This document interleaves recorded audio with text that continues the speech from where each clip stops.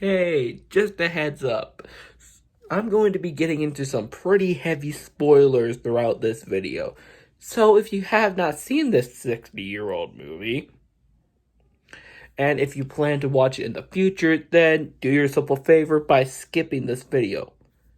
But if you have seen Psycho, or you just don't care, then please enjoy the rest.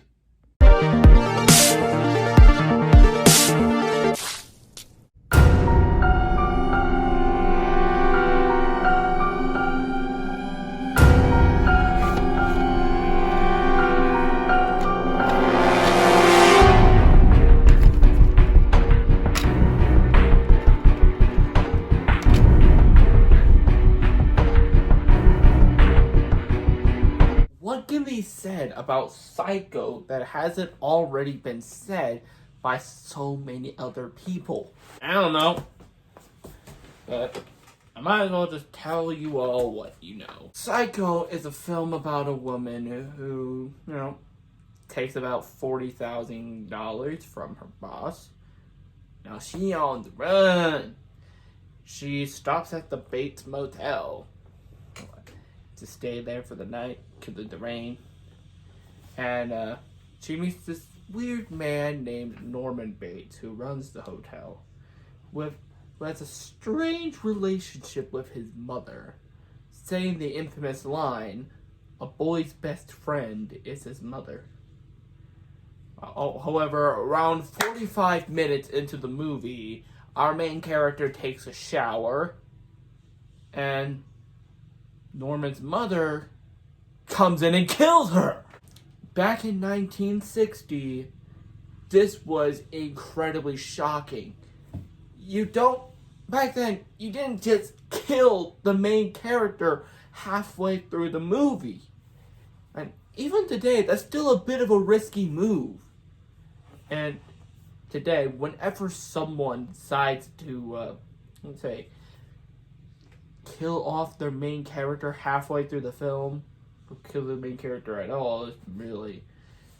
The filmmaker would usually say, "I was inspired by Psycho to do this." But then again, is there anything else to this movie except for the fact that they killed off the main character? Well, absolutely yes. For starters, this was one of the earliest examples of a slasher movie. Technically, the most basic, earliest form of a slasher movie could technically draw from The Mummy from 1932. But the killer doesn't really go around with a sharp object stabbing or cutting people.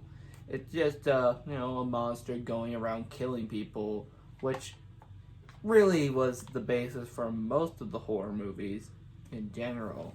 So it doesn't really count as a slasher movie now, does it? It was Psycho that really, it can technically be qualified as the first slasher movie. And you have a killer who hides their face. Well, technically the killer doesn't hide their face, but it's hidden for the audience. And the killer runs around with a sharp object, and the movie has a body count. Now, granted, Psycho only has about 2 deaths in the entire movie, including that shower scene. But, hey, you could only show so much back in 1960. And when you really think if it wasn't for Psycho, then we wouldn't have films like Halloween and Friday the 13th and Nightmare on Elm Street. So Psycho is very important and very influential for films like these to even exist. And of course, there is more to Psycho beyond just its historical values. The film is very suspenseful. After all, this was directed by Alfred Hitchcock, who previously was well known for making really suspenseful thrillers such as North by Northwest, Rear Window, and Vertigo. But he didn't really direct that many straight-up horror movies. Most of his films could be qualified as thrillers, but not really horror. In fact, correct me if I'm wrong, but I think the only like flat out horror movies that Hitchcock ever did were Psycho and The Birds. I may be wrong, but those are the only two flat out horror Hitchcock movies that I can think of. So let me know down in the comments below if I'm wrong in any way. Speaking of Hitchcock, the way he decided to market this movie was actually pretty ingenious. There was a 5 to 6 minute long trailer which only had one clip from the entire film, and it was at the very, very end. Well, not the very, very end of the movie, the very, very end of the trailer, which had a clip from the shower scene. And it had Hitchcock going around the motel and the Bates house and just, revealing some of the scenes and the murders that happened. And the way he describes it is very gruesome, and you want to know what the frick is he mentioning or referring, and how does this look like? I mean, some could argue that Hitchcock flat out ruins some of the biggest reveals, but he doesn't really reveal the big twist at the end, which was also very shocking at the time. It's revealed that, Norman Bates' mother is dead. And I don't want to go into the whole twist. It's just basically that he killed his mother, he regretted it, he dug up her corpse and pretended that his mother was still alive, but since the corpse couldn't talk, he did the voice, so he would pretty much became his mother. Pretty much half Norman, half the mother, but it's mostly the mother. So technically, Norman isn't the killer, but he also is. The movie's words, not mine. I can understand why Hitchcock decided to put this scene at the very, very end, because there's a good chance that the audiences in 1960 probably couldn't get it. Although I'd prefer the scene not being in there. It does have an amazing shot of Norman Bates looking up to the camera and smiling.